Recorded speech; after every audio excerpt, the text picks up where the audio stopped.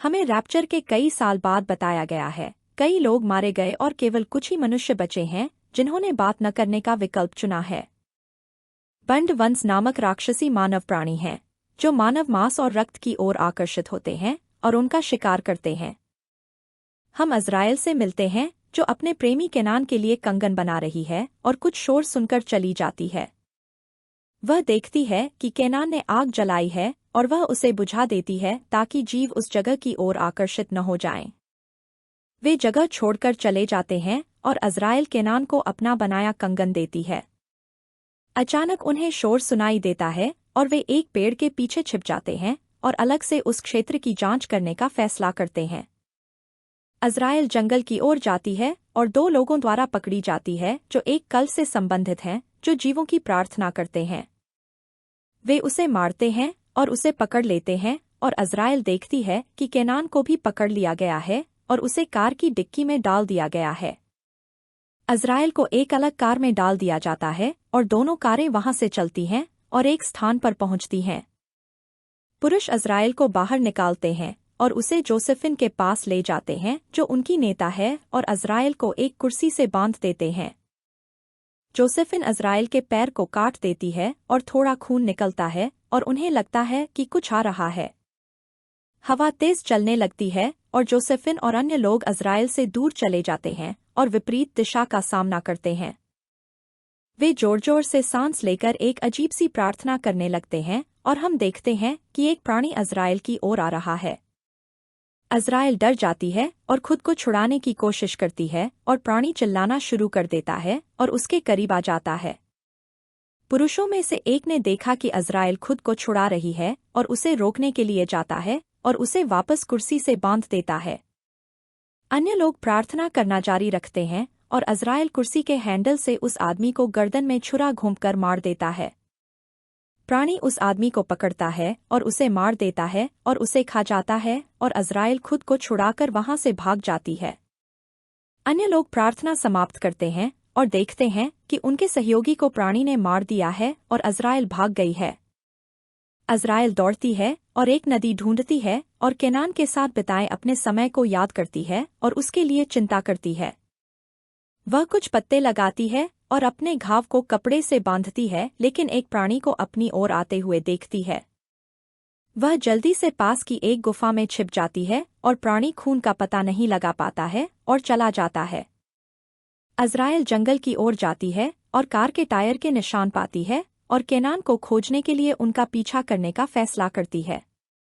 वह कल्ट के शिविर स्थल को ढूंढती है और वहां एक सैनिक को शिविरों की रखवाली करते हुए देखती है और अज़राइल अंदर जाने का फैसला करती है। वह चुपचाप शिविर में घुस जाती है और गार्ड की नज़र से बचने के लिए एक कार के पीछे छिप जाती है। अचानक उसे केनान के लिए बनाया गया कंगन दिखाई देता है और उसे एहसास होता है कि वह भी यहाँ है। जोसेफिन आती है और अपने आदमियों को बुलाने के लिए सीटी बजाती है और अज़राइल वहां से भाग जाती है और एक तंबू के पीछे छिप जाती है। वह देखती है कि जोसेफिन एक तंबू के पास आती है और अपनी मां की जांच करती है जो बीमार और बिस्तर पर पड़ी हुई है। जोसेफिन फिर एक चर्च में जाती है जहां सभी कल्ट के लोग इकट्ठे हुए हैं और अपने भगवान से प्रार्थना कर रहे हैं। हम मिरियम को देखते हैं जो उनकी नेता है और वह गर्भवती है और दीवार में एक छेद की पूजा करती है। जोसेफिन उससे डरती है और मिरियम अपनी प्रार्थना समाप्त करती है और सभी को जाने के लिए कहती है। मरियम को पता चलता है कि अज़राइल के प्राणियों के लिए उनका बलिदान विफल हो गया है और वह जोसेफिन को मारती है। वह कुछ शोर सुनती है और जोसेफिन को उसे खोजने के लिए भेजती है और हम देखते हैं कि अज़राइल चर्च के नीचे छिपा हुई है। वह जोसेफिन को देखती है और छिप जाती है लेकिन जोसेफिन उसे ढूंढ लेती है और उसे पकड़ लेती है और उसका गला घोंटने की कोशिश करती है।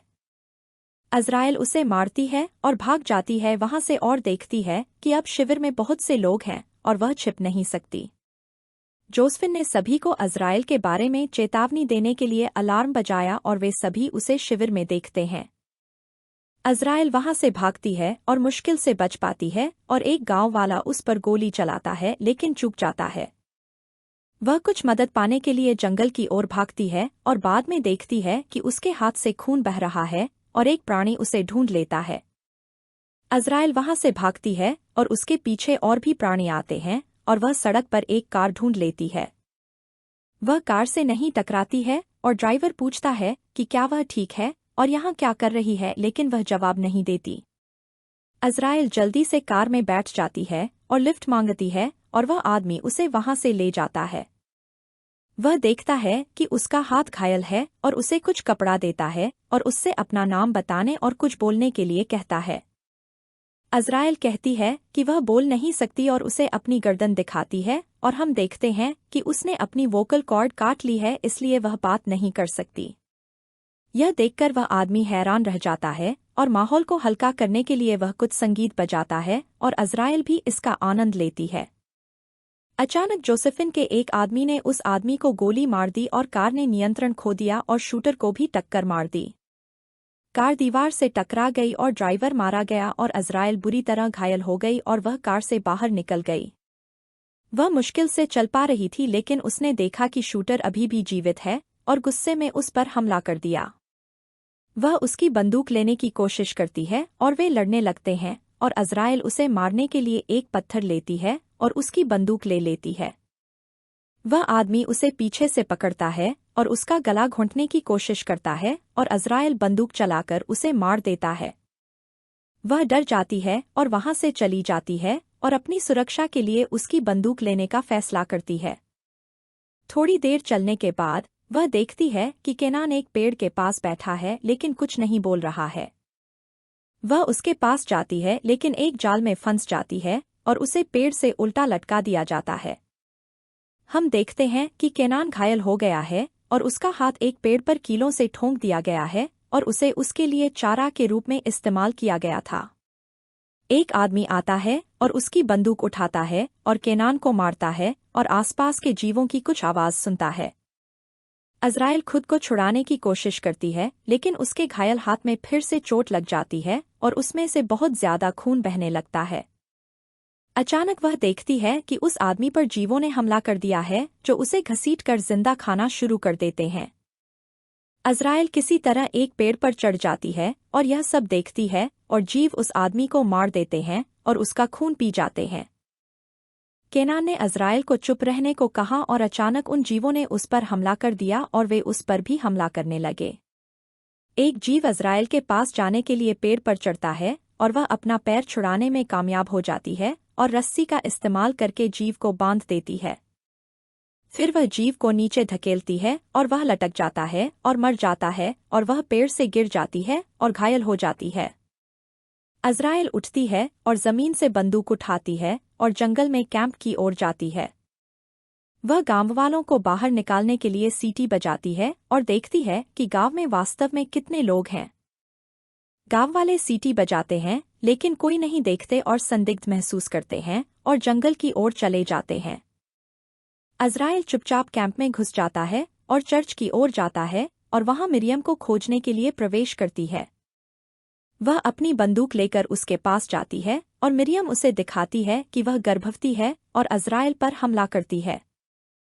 मिरियम के लोग अज़राइल को बलि चढ़ाने के लिए बाहर ले जाते हैं और उसके चेहरे पर खून लगाते हैं। फिर वे उसे एक कब्र में धकेल देते हैं और उसे ढक देते हैं और अज़राइल मदद के लिए चिल्लाने की कोशिश करता है लेकिन कुछ नहीं कर पाती। वह कब्र से बाहर निकलने के लिए संघर्ष करता है और अचानक उसे कब्र के अंदर एक दरवाज़ा खुला दिखाई देता है जो बाहर निकलने का रास्ता देता है। वह बाहर निकलने का रास्ता खोजने के लिए छेद से रेंगती है और अचानक एक प्राणी को अंदर उसका इंतजार करते हुए देखती है। वह वहां से भाग जाती है और ताबूत के पास वापस जाती है और प्राणी आता है और उसे सूंघता है। प्राणी उस पर हमला नहीं करता और अज़राइल को याद आता है कि जब उसने मिरियम पर हमला किया था तो उसका खून उसके हाथ पर लगा था। अज़राइल को पता चलता है कि चूंकि मिरियम उनकी पूजा करती है, इसलिए प्राणी उसे अपना मानते हैं। प्राणी वहां से चला जाता है और अज़राइल बच जाता है और अन्य ग्रामीण शिविर में वापस आ जाते हैं। जोसेफिन अपनी मां की जांच करती है और अज़राइल एक छेद के जरिए ताबूत से बाहर आती है। अज़राइल चर्च की ओर जाता है और हम देखते हैं कि मिरियम उसके घाव पर कुछ दवा लगा रही है। जोसेफिन उसकी जांच करने आती है और उन्हें अचानक बाहर से कुछ आवाज सुनाई देती है और वह भागकर बाहर आती है। वह आती है और देखती है कि उसकी माँ के तंबू में आग लग गई है और वह पानी से आग बुझाने की कोशिश करती है। अन्य लोग आते हैं और उसकी मदद करते हैं और देखते हैं कि दूसरे तंबू भी आग पकड़ रहे हैं और हर कोई घबराया हुआ है। सभी आग बुझाने की कोशिश करते हैं और अजरेल ने ग्रामीणों पर गोली चलाना शुरू कर दिया और उन्हें एक एक करके मारना शुरू कर दिया। जोसेफिन यह देखकर डर जाती है और कुछ नहीं कर पाती और वह देखती है कि उसका एक साथी मारा गया है। सभी टेंट जल रहे हैं और उनका कैंपसाइट नष्ट हो गया है और एक गांव वाला अजराइल को पकड़ने और अपना बदला लेने की कोशिश करता है। वह बंदूक उठाता है और उसे खोजने की कोशिश करता है और गलती से अपने ही साथी को गोली मार देता है जो मर जाता है। अचानक अजराइल पीछे से आती है और तलवार से उसका सिर काट देती है और उसे मार देती है और देखती है कि जोसेफिन भी मर गई है। अजराइल चर्च के अंदर जाती है ताकि मिरियम को ढूंढे और उसे मार डाले, लेकिन मिरियम उस पर चाकू से हमला कर देती है। वे दोनों लड़ने लगते हैं और एक दूसरे को मारने की कोशिश करते हैं और अचानक अजराइल मिरियम को पकड़ लेता है और उसकी गर्दन पर काट लेता है। उसका खून बहने लगता है और अचानक उसका पानी टूट जाता है और मिरियम को पता चलता है कि बच्चा आ रहा है। मिरियम वहां से भागने और छिपने की कोशिश करती है और अचानक हम देखते हैं कि जोसेफिन जिंदा है और अजराइल पर बंदूक चलाती है।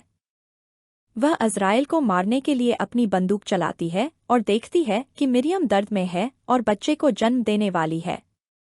अजराइल इस अवसर का लाभ उठाती है और जोसेफिन पर हमला करती है और फिर चाकू उठाती है और उसकी गर्दन पर हमला करती है। जोसेफिन मर जाती है और अजराइल सुनती है कि बच्चा पैदा हुआ है और देखती है कि मिरियम डर गई है और बच्चे से दूर भाग जाती है। मिरियम तलवार उठाती है और अपना गला काट लेती है और खुद को मार लेती है और अचानक तेज हवाएं चलने लगती हैं। सभी जीव चर्च की ओर बढ़ने लगते हैं और अजराइल बच्चे को देखने के लिए उसकी ओर जाती है। वह अंदर जाती है और बच्चे को देखकर हैरान हो जाती है और उसे उठा लेती है और जीव चर्च के अंदर आ जाते हैं। अजराइल बच्चे को उन जीवों के पास ले आती है जो खुशी से चिल्लाने लगते हैं और हम देखते हैं कि बच्चा बकरी जैसा प्राणी है। बच्चा अजराइल को देखता है और वह भी बच्चे को देखकर मुस्कुराती है।